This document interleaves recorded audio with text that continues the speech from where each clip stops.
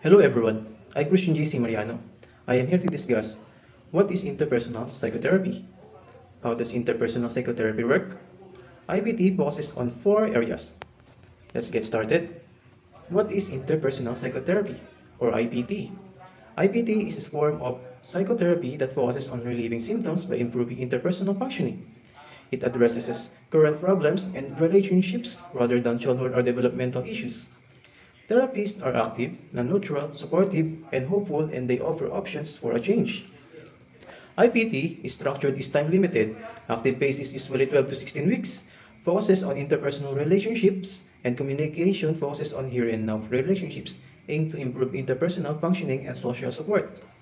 IPT is delivered in one-to-one and group formats. How does interpersonal psychotherapy work? A central idea in IPT is that psychological symptoms can be understood as a response to current difficulties in everyday relationships with other people. IPT focuses on four areas: conflict in relationships, that is a source of tension and distress life changes, such as job loss or birth of a child, that affects people's feelings about themselves and others' grief and loss difficulties in starting or sustaining relationships. When people learn effective strategies for dealing with their relationships problems, their symptoms often improve. The structure of IPT or interpersonal therapy. First, the opening sessions, week 1 to 3. Focus on collecting information and making decisions about the focus of therapy.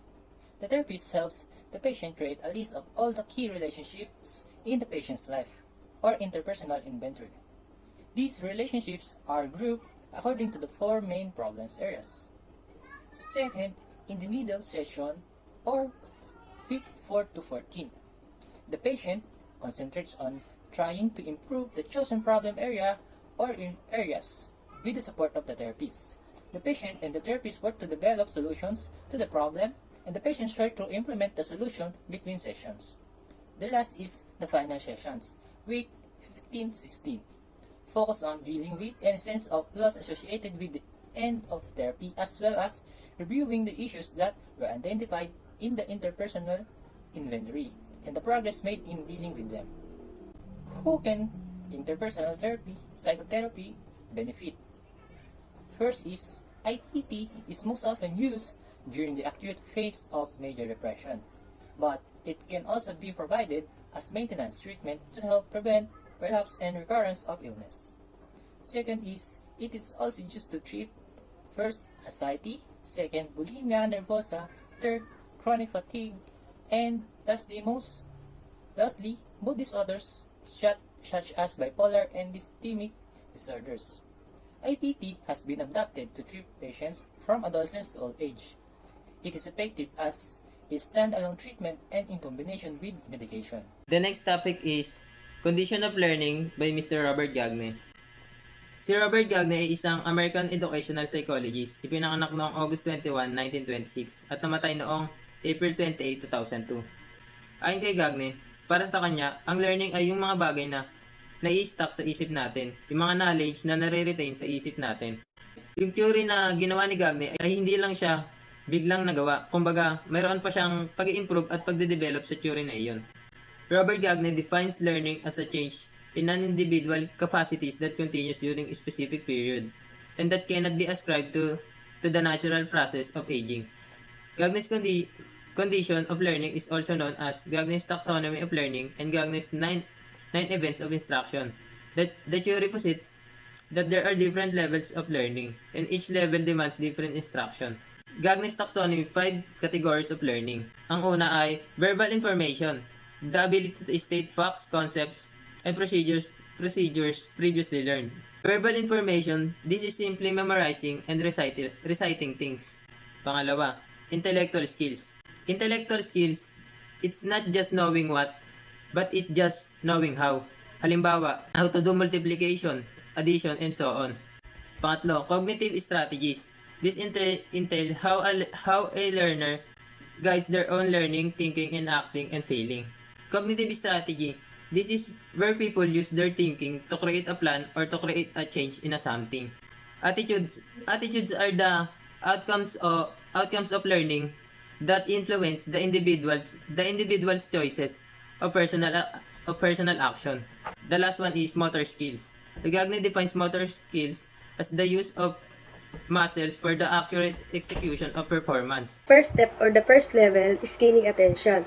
Yung gaining attention is from the word attention, which is kailangan makuha mo yung attention o interest ng audience mo. Like for example, kapag malakas yung boses mo, alam nila na dapat sila makinig. And then yung way na paggamit mo ng mga hand gestures. Then another example is kapag meron kang papakita sa kanila na videos that caught up their attention at the beginning of your lesson. The next step is informing learners of the objective.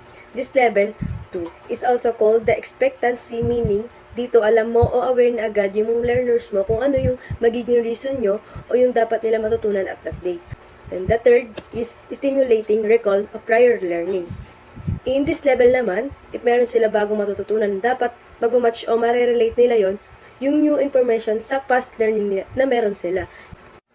Number 4, presenting the stimulus. Dito sa level 4, papasok kung paano mo ipipresent yung new information mo sa mga learners. Like for example, pwede kang gumawa ng mga logical or easy to understand manner tulad ng paggamit ng mga variety of media and styles.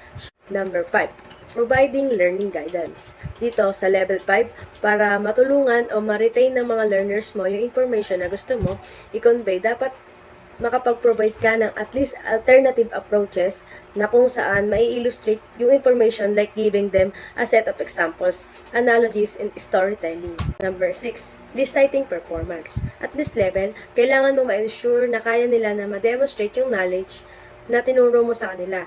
And the way that they show this depends on what they are learning.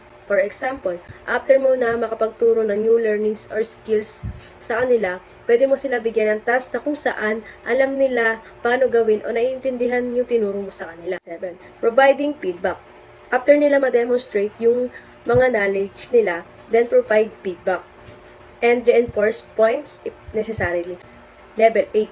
Assessing performance. In this level, dito papasok yung mga test or measurement tools na pwede mo maibigay sa kanila para ma-assess mo sila, para makita mo if they learn the material effectively. Dito, individually mo sila ma-assess without any help or coaching, so it is depends on their knowledge. Example, give them an essay or short questionnaire. That is one of a good way. Number 9, enhancing retention and transfer. Generalization. Last level, your learners show that they retain information by transferring their new knowledge or skill to situations that are different from the ones you've trained them on. Add ko lang, as students become more proficient, expose them to different situations so that they become comfortable generalizing. Meaningful reception of information. This theory of instruction that proposed by Ausubel, meaningful reception learning, is that the learners can learn best when the new material being that can be anchored into existing cognitive information in the learners. For example, you understand how multiple formula can be divided from a single formula rather than memorizing all of them by both. Learners' cognitive structure. Cognitive structure are mental processes that individuals use to process and understand information. They organize information for learning and recall. Cognitive structures are integral for comprehension and memory. For example, helping students find new solutions to problems, encouraging discussion about what is being taught, helping students explore and understand how ideas are connected, asking students to justify and explain their thinking. Use of advanced graphic organizer. An advanced organizer is a kind of cognitive bridge which teachers use to help learners make a link between what they know and what is to be learned. For example, of advanced organizer, Venn diagram, and KWA charts. Subsumption. According to the theory of Ausubel, a learner observes new information by tying in it to existing concepts and ideas that they have already acquired. 4 processes for meaningful learning. First one is derivative subsumptions. This describes the situation in which the new information you learn is an example of a concept you already learned. Example, your concept of bird is that it has feathers, beak, and lay eggs. Now, you've seen a blue jay. What is blue jay? It is a kind of species of a bird. So, you can observe that confirms to your concept of bird. So, your new knowledge about blue jay is attached to your concept of bird without altering the concept. So, we already know that the bird has a beak, a feather, wings, and a two foot or feet. So, that is bird. So, next one is correlative subsumption. So, this describes the accommodation of new information by changing or expanding the concept.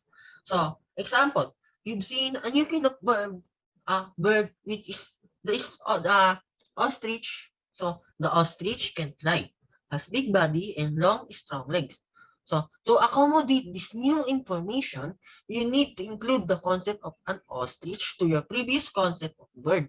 So, you expand the concept by including the possibility of bird being big and having long, strong legs. That it's mean that there are not only small birds, but there are big birds. And another example is there are not only birds that fly, but there are birds that can fly. There are birds that can fly, but they can swim. So that is correlative subsumption. Next topic. Superordinate learning. So, superordinate learning is when you knew a lot of examples of concept, but did not know the concept itself until it was taught to you. So, example, you knew about the banana, mango, delendan, guava, etc., etc. But you did not know until you were taught that these were all examples of fruits.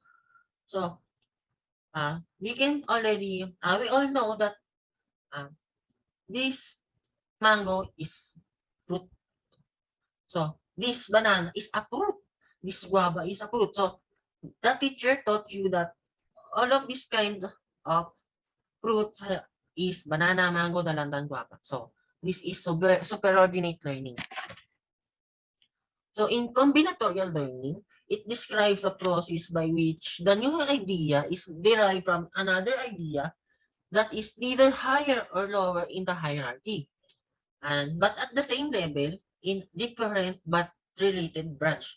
So another example, to teach someone about how plants breathe, you might relate it to the previously acquired knowledge of human respiratory, where man inhales oxygen and exhales carbon dioxide. This is because they are related to each other as they are both labeled as process of breathing. So we need to think another example of combinatorial learning. Plant is need sunlight. So humans need sunlight too. Needs a vitamin to their skin to be healthy.